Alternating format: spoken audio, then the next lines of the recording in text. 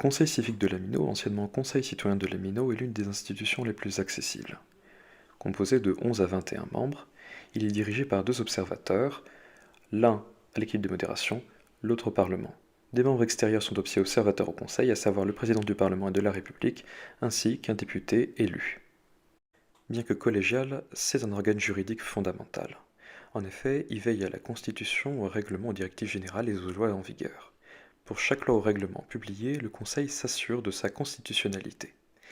Si elle est manifestement inavérée, il peut décider de l'amender ou de simplement de la supprimer.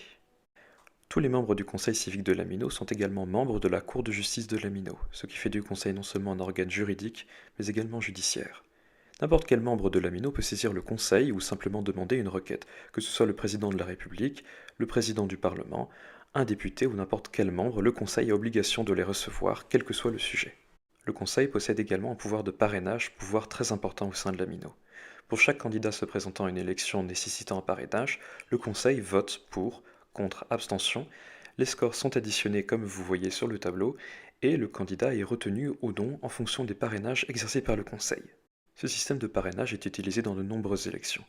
Les nominations à l'équipe de modération, le parrainage des membres des conseils civiques pour devenir président du Parlement, ainsi que le recrutement au sein du Conseil civique de la Mino.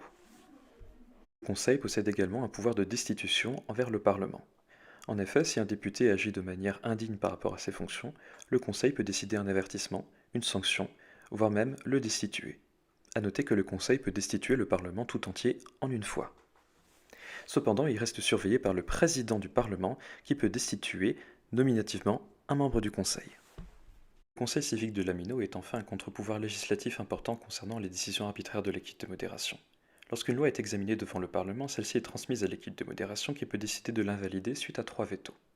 Le Conseil civique intervient en tant qu'arbitre et s'il estime les raisons de l'équipe de modération injustifiées, peut décider de soumettre la loi à référendum.